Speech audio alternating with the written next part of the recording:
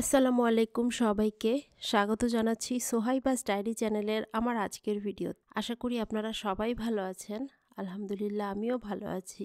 আজকে আপনাদের সাথে যে ভিডিওটা শেয়ার করছি, এই ভিডিওটা ধারণ করেছিলাম 2024 সালের জুলাই বা অগাস্ট মাসের দিকে। সেই সময়টাতে আমাদের একটা ট্রেনিং চলছিল, আমাদের একটা জব হয়েছিল এই উইনিপেগ থেকে অনেক দূরের একটা সিটিতে, উইংক্লারে।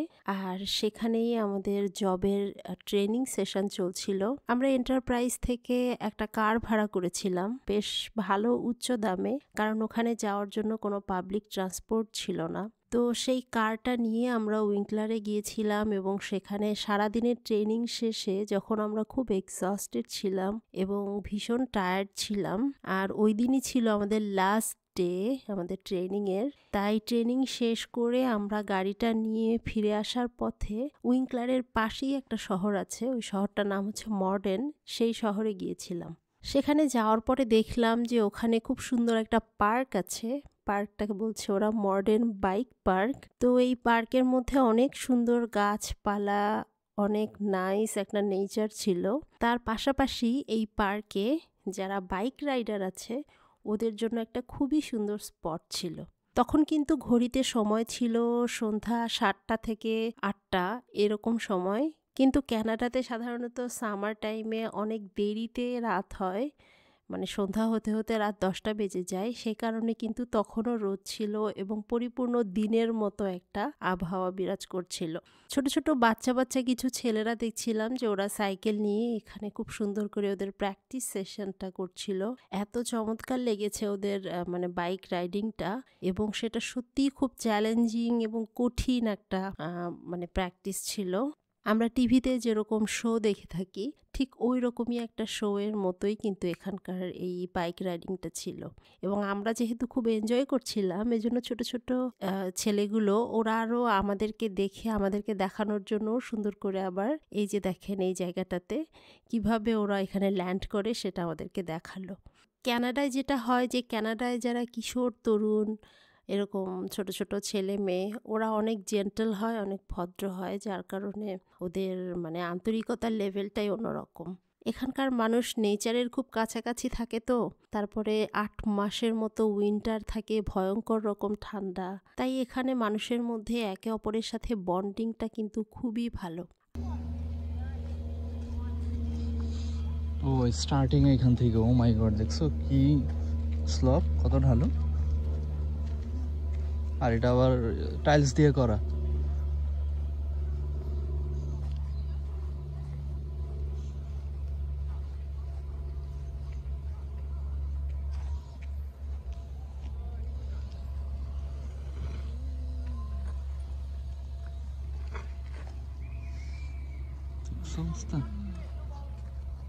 আর এই বাইক রাইডিং দেখে তারপরে পার্কের একটা জায়গায় আমরা আসলাম, যেটা একটা ক্লাসরুম, একটা ওপেন ক্লাসরুম। তো এই ওপেন ক্লাসরুমে দেখলাম বসার চেয়ার টেবল এবং টিচারের যে ডেস্ক সব কিছুই কিন্তু মানে কাঠের, এই গাছ কেটে কেটে কেটে যে কাঠের গুঁড়ি এগুলো দিয়েই বানানো হয়েছে।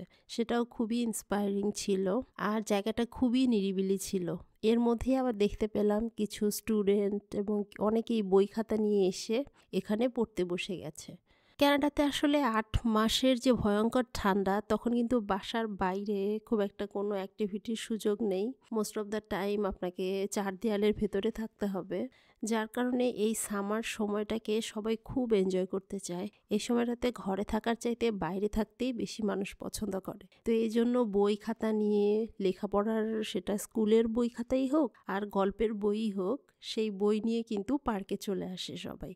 এ পর্যন্ত আমি যতগুলো পার্কে গিয়েছি এবং যত পার্কে যেয়ে আমি এরকম ঘুরেছি দেখেছি, আমি কিছু না কিছু মানুষ পেয়েছি যারা বসে বসে বই পড়ছিল, যেটা আমার কাছে খুবই ভালো লেগেছে।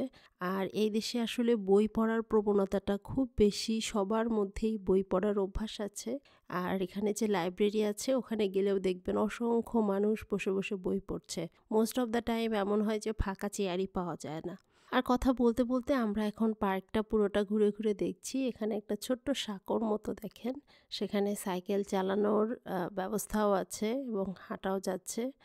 এবং এই ব্রিজটার নাম হচ্ছে রুথ ডোরেন উইংক্লার, মানে এই রুথ ডোরেন উইঙ্কলার একজন পার্সন ছিল যিনি এখানকার একজন রাজনৈতিক ব্যক্তিত্ব ছিলেন এবং তার সারাটা জীবন উনি ডেডিকেট করেছেন এই শহরটার উন্নতির কাজে। এই শহরটাকে আরও বেশি সাস্টেইনেবল করার জন্য তার অনেক ভূমিকা আছে বলে তার স্মরণে এই ব্রিজটার নামকরণ করা হয়েছে। ও পানি পাস হচ্ছে তাইলে একটু একটু একদম মরে গেছে খাল।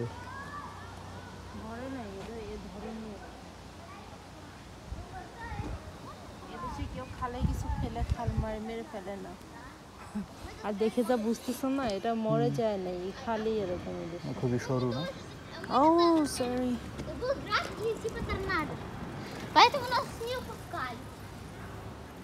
এটা কি সাইবা দেখো, this bridge is named in memory of Ruth Winkler. ও উইঙ্কলার কি কোনো টাইটেল নাকি বা কারো নাম?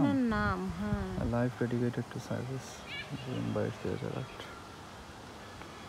আর আমাদের দেখতে দেখতে অনেকটাই সময় শেষ হয়ে এলো, এখন আমরা বের হয়ে যাচ্ছি। আর আপনারা ফটকটা দেখতে পারলেন, ফটকটায় লেখা ছিল মডার্ন পার্ক। এই ওভারঅল পার্কটার নাম হচ্ছে মডার্ন পার্ক এবং এই পার্কের মধ্যে আবার ছোট ছোট সেকশন করে দেওয়া আছে। কোথাও মাউন্টেন বাইক রাইডিংয়ের ব্যবস্থা আছে, আবার কোথাও দেখা যাচ্ছে যে ওপেন এয়ার ক্লাসরুম, আবার কোথাও ফুল গাছ, বিভিন্ন গাছপালা রাখা, পানি খাবার ব্যবস্থা, টয়লেট, বাথরুম, এছাড়াও ব্রিজ, এরকম সুন্দর সুন্দর বেশ কিছু ছোট ছোট ভাগ করে রাখা আছে। তো এই ছিল মোটামুটি ছোটোখাটো আমাদের একটা অভিজ্ঞতা। আশা করি আপনাদের ভালো লাগবে। অনেকদিন পরে এই ভিডিওটা খুঁজে পেয়ে আমার কাছেও খুব ভালো লাগলো দেখে। আসলে এই দেশের ওয়েদারটা অনেকটাই খুবই বৈরী এবং কষ্টসাধ্য। এর মধ্যে যে 2-3 মাস সামার টাইম থাকে, এই 2-3 মাস সামার টাইমটা খুব প্রেশাস সবার কাছেই এবং সবাই চায় এই 2-3টা মাসকে একটু বাইরে প্রকৃতির মাঝে নিজেদেরকে সময় কাটাতে। সবাই ভালো থাকবেন। এখানেই শেষ করছি আজকের ভিডিও। যদি ভালো লাগে একটা লাইক করতে ভুলবেন না, কমেন্টসে আপনাদের মূল্যবান মতামত জানাবেন এবং আমার চ্যানেলটা যদি সাবস্ক্রাইব না করে থাকেন তাহলে আমার চ্যানেলটাও সাবস্ক্রাইব করে দিবেন। আসসালামু আলাইকুম।